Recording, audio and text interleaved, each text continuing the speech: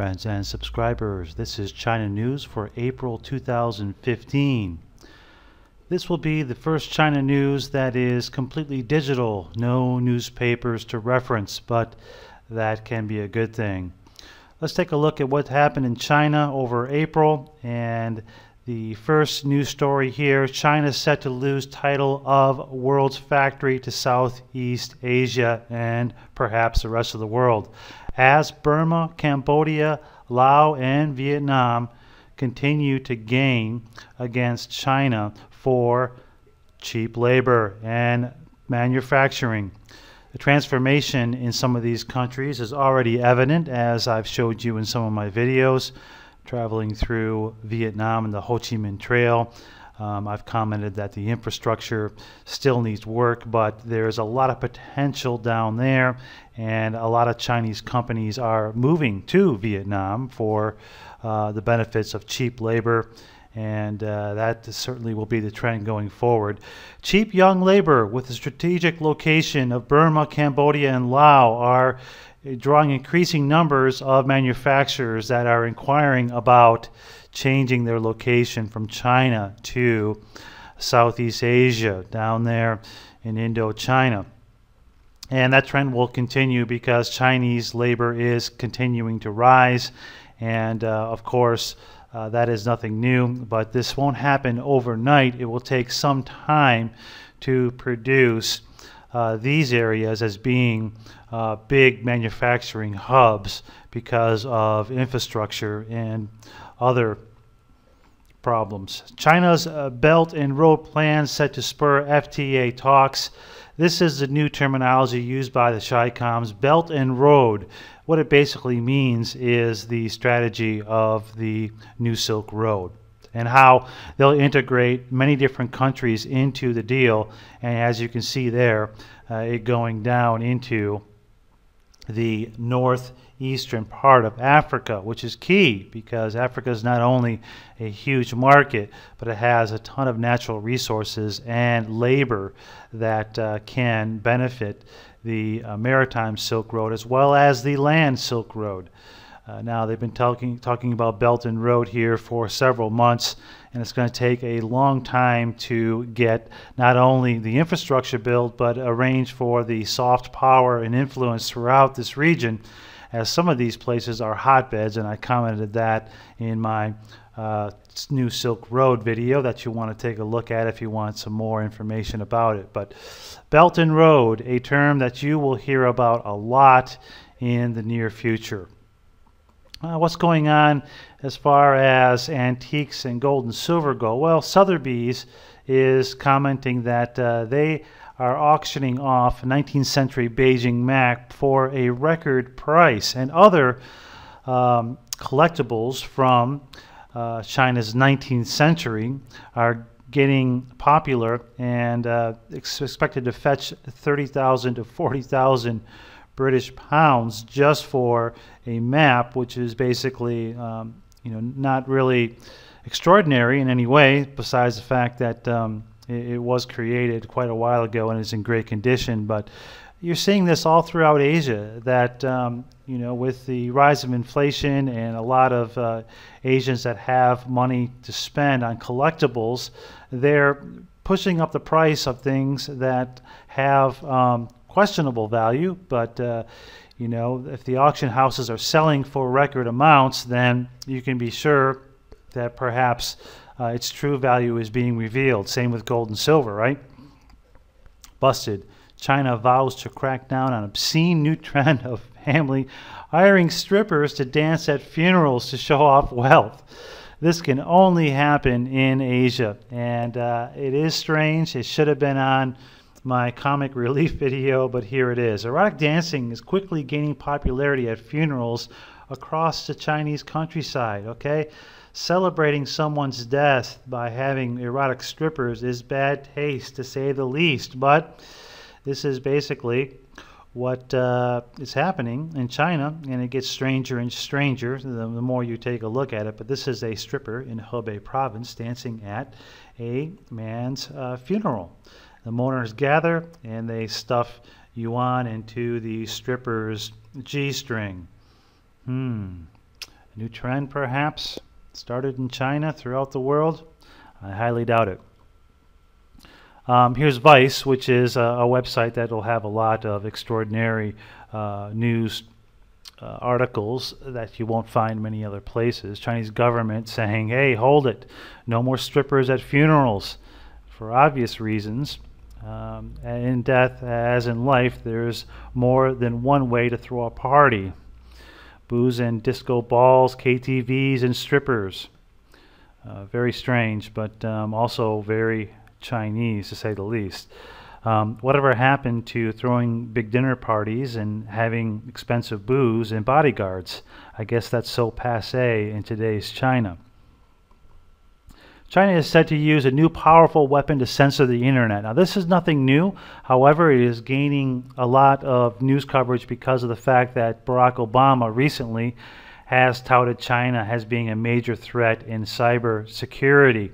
So they usher out these news releases that China is flooding American websites with a barrage of internet traffic to regulate the news coming out of China, because a lot of Chinese independent blogs and press, they use Western websites to be able to deliver the content to the Chinese citizens in the mainland. Chinese citizens in the mainland get a VPN. They access the foreign website and the foreign server that will have the dirt on what's happening in China. And this is one way they've been able to go around the Great Firewall and the internet regulation. But what China has done is they've developed what's called a Great Cannon. And this is denial of service attacks on foreign websites that have information about China. So not only are they trying to regulate freedom of speech and freedom of press in China, but they're going after foreign entities that may have information about China that is, yes, you guessed it, 100% true, because why else would they attack it if it wasn't true? So you can be sure that the sites that are being attacked have the greatest propensity to have honest news coverage about the shy comms. Overseas workers found to have STDs on return to China. This is verified. Some 260 Chinese workers had been employed abroad were found to be infected with HIV virus or syphilis or some other STD. This is very common as Chinese working abroad in Africa, in the Philippines, in Australia, in many other places throughout the world, as you know, are cheating on their spouses and coming back to China with something a little extra in the baggage area, if you know what I mean. So what does this say? Basically that Chinese men that are working abroad and doing this are immoral, and B, they don't have a great deal of sex education in China. No one seems to understand what safe sex is all about. Sure, there's a lot of free condoms sponsored by the government available around, yet people don't tend to really follow what is proper in sex education. And that and the fact that a lot of Chinese contraceptives are faulty would lead you to believe that it's a uphill battle. What's behind the sudden drop in Chinese exports? Well, here's an article from Quartz, which kind of breaks it down briefly here. Imports dropped by 12.3%, although it was in line with expectations, so they're actually admitting that this slowdown is occurring and will continue to occur. Year-on-year growth is down and is in the negative. So China is really setting itself up to be more of a consumer economy rather than a manufacturing economy. They know they're going to lose manufacturing to Indochina, and some of those factories in Indochina will be Chinese backed. So in a way, they're losing it, yet they're still gaining it because a lot of state-run institutions are going to go down there and they're going to make profits and bring those back to China anyway. So it's a mixed bag. Yes, they're losing manufacturing and they're losing some exports, but they should be able to import more, have more spending power and more consumption with their population. So this shift was expected and will continue to occur and brings new opportunities for those of you that are looking to make some business arrangements in Indochina for manufacturing of finished goods. Hint, hint, hint. Vietnam, ruled by communists for 40 years plus, and now the #1 fan of capitalism on the planet. This is what I've been talking about. When I was down there, I can confirm that the internet infrastructure is very good in Vietnam. It's one of the fastest in Asia. It is wide open with no restrictions, and the Vietnamese people are ready to open up and to cash in, and the West is firmly behind them. China also, of course, has designs on Vietnam. So does this sound familiar? Well, it is. You know, these opening up of these closed cultures and these closed markets in Vietnam and Burma, Cambodia, and Laos are a trend that is happening here this decade and will continue, of course, next decade. Ever since American military involvement, there's been some questions as to whether or not American business interests can thrive in Vietnam, but recent view of Vietnam, if you go through it at the ground level, will confirm that in fact it is better off as a free market economy, and they are open to the prospects. Most people are better off in a free market economy. This poll being done says that yes, Vietnam is one of the most aggressive when it comes to opening up and being entrepreneurial and allowing foreign investment in. So the trend will continue through Southeast Asia, Vietnam a hotbed of future development. China about to release its official gold holdings. This is an opinion piece done in Market Watch, and what they're saying here is that if China wants more voting rights among the international banking systems, such as the IMF and BIS and so on, that they'll have to eventually open up about their gold holdings to back the yuan and to instill more confidence in what is a growing confidence in the Chinese currency system. Well, I believe this, that China will open up about gold holdings, but they won't share what they really have. They never really have shared what they have and have complete transparency. They'll only go as far as they need to in order to get what they want. Remember, the Chinese people are one of the largest gold holders, as well as the Indian public, because they're allowed to purchase gold over the counter, like I've shown you many times on this channel, and they hold tons of gold. So whatever China comes out with as being their official gold holdings will only be enough to back their currency and prop up their gold exchange.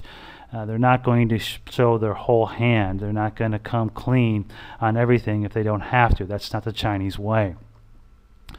People's Bank of China may have triple gold holdings of gold bullion. Of course, this is not to be surprised. Last updated in April of 2009 to 3,510 metric tons. Perhaps 8,133.5 of the U.S. is wishful thinking, as there hasn't been an audit done in many, many years.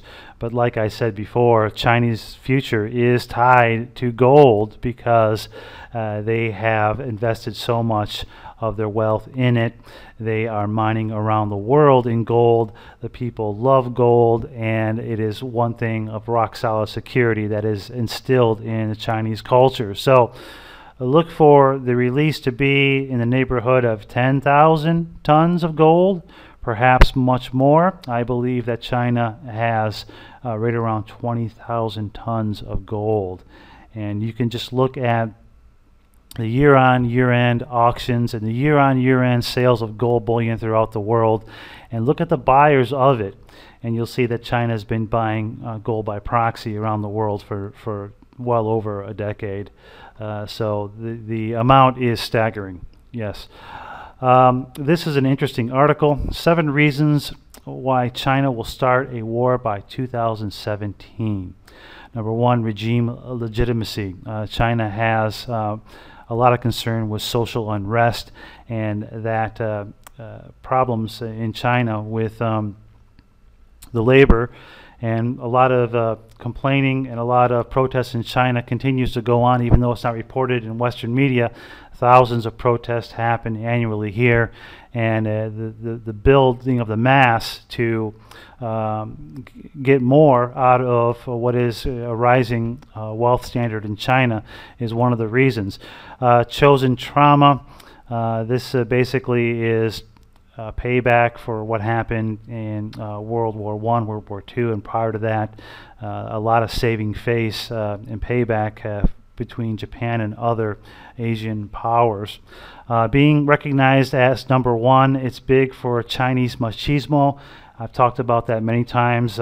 Asians have this thing where they like to boast, they like to feel powerful and project power, even though that may not be the case. Humiliating the neighbors. There's been disagreements, like I've said, all around, and I'm going to get to more of that in a little bit here. And they want to cut down on the negative rhetoric towards China and get a more positive influence throughout Asia and beyond. Strategic window into the international community. This is key because, again, China doesn't have a strong navy. They want to develop that. They want to push their boundaries. They want to have bases, and they want to have aircraft carriers, and they want to have proxies worldwide. And to do that, they'll first have to shore up Asia, which they don't completely control at the moment, as you know. Great state autism. And of course, President Xi Jinping wanting to put his stamp on a certain legacy in China before he steps down eventually. So a lot of geopolitics going on here, soft power, hard power, and it has a lot to do with, of course, the economy.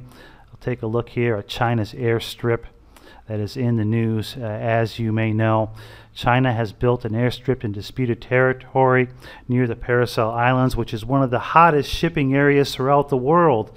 Now, as much as they do in Dubai, China can prop up these sandbars in these island areas and build what is essentially a man-made island, a man-made airstrips, so that they can patrol these areas which they believe are theirs. These international waterways and waterways belonging to Taiwan, Philippines, Burma, Vietnam, and Japan, China considers as theirs.